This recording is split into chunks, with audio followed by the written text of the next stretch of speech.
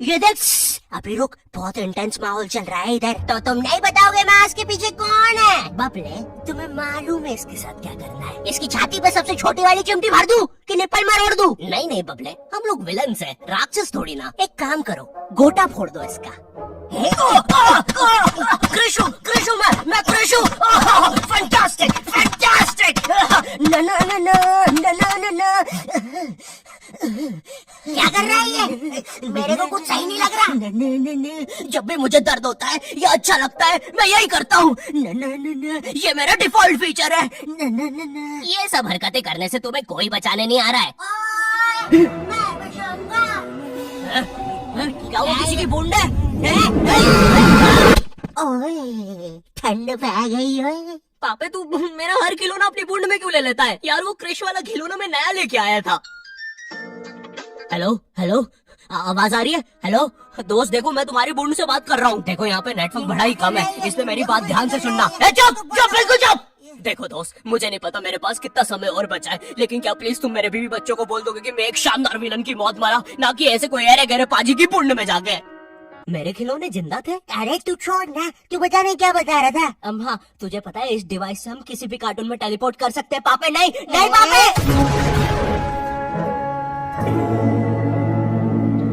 मैंने ना बचपन में बहुत बेब्लेड खेला है। बस बेब्लेड की जगह मेरे पास वो लट्टू हुआ करता था और स्टेडियम की जगह कढ़ाई। कार्टून में ना उनके बेब्लेड आपस में खुद जाके लड़ते थे, लेकिन पता नहीं हमारे लट्टुओं में कौन सा भाईचारा होता था, ये सारे लड़ाई छोड़कर आपस में सब कुछ करते थे। तो अब मुझे लट्टू के इतने पास बैठकर उसे लड़वाना पड़ रहा है। उधर वो लट्टू घूम रहा है शक्तिमान की स्पीड पे। बच गया। अगर वो लट्टू मेरे सिर पर लगता तो मैं तो मर ही जाता। अरे नहीं नहीं, मैं मर चुका हूँ। हाँ मैं मर चुका हूँ।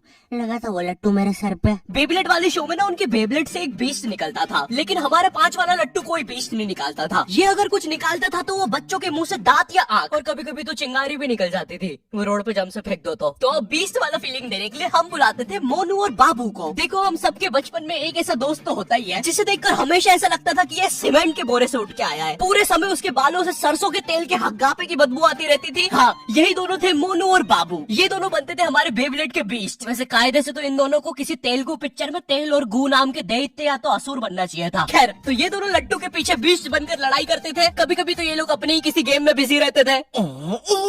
गोटियों का बादशाह, ला मेरे कंचे।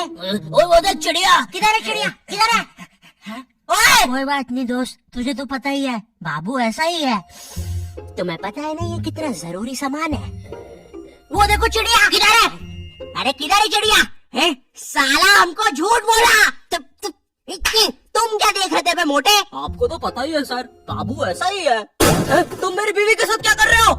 चिड़िया। अरे रूम में कैसे आएगी? किधर है चिड़िया? अरे मेरी बीवी। तुम्हें तो पता ही है दोस्त, बाबू ऐसा ही। कौन है तू?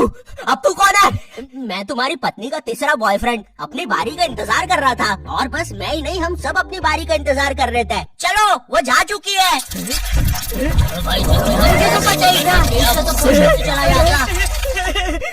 हमारे मोहल्ले के लट्टू वर्ल्ड चैंपियन थे सोंटी भैया, और इनके पास था एक विनाशकारी मोह। जब लट्टू पे लगेगा तेल, होगा मौत का खेल।